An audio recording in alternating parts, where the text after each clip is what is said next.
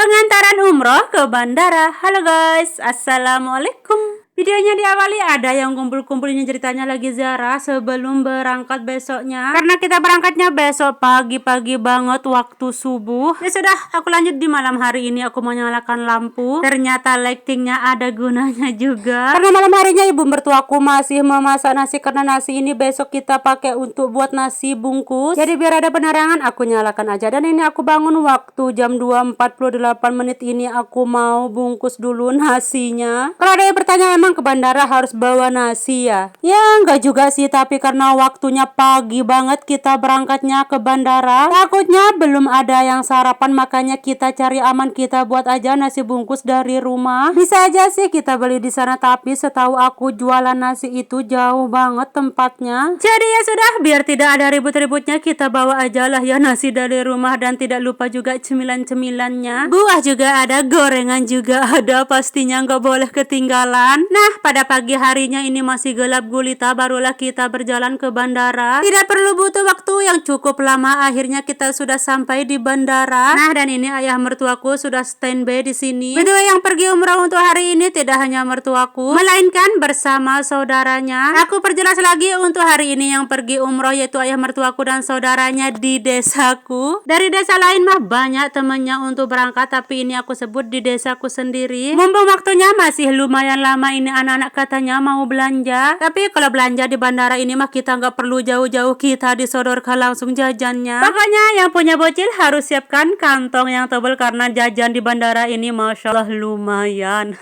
Dan ya sudah, daripada duduk hanya berdiam diri, lebih baik kita pergi jalan-jalan aja lah ya sebentar. Tidak lupa pastinya yaitu save momen seperti foto-foto buat video. Ya karena kapan lagi nggak sih kita pergi ke bandaranya. Dan tidak asing dan sering kita lihat yaitu pemandangan seperti ini. Bandara dipenuhi dengan lautan manusia, walaupun satu orang yang pergi, tapi yang ngantar itu pasti sekomplek-kompleknya. Seperti bandara yang ada di Lombok ini. Nah, gimana bandara di daerah kalian, sama nggak seperti ini? Dan tak terasa waktunya sudah tiba, ini jamaah umroh semuanya harus dikumpulkan. Dan inilah momen ada sedihnya buat semua keluarga. Ya walaupun berpisahnya untuk menjalankan ibadah, tapi apapun itu semoga semua para jamaah diberi kesehatan, dimudahkan dalam menjalankan ibadah umrohnya, amin. Dan semoga kita yang selanjutnya, amin amin ya Allah. Dan ini mama yang satu asik banget duduk sambil makan kerupuk. Dan ini bocilku juga lagi makan buah. Di sini kita semua berkumpul untuk sarapan. Yang namanya bocil beginilah yang nggak bisa lihat yang namanya dagang. Ya sudah, untung banget sarapannya sudah selesai, tiba-tiba gerimis datang. Mama langsung bubar dan masuk mobil masing-masing. Walaupun gerimisnya tidak besar, tapi lumayan lah ya, bisa bikin basah. Sampai jumpa lagi untuk bandara, sampai berjumpa lagi di lain hari lah ya. Sebelum keluar dari area bandara, jangan lupa ini untuk apa sih, ini check in atau check out, pokoknya begitulah ya.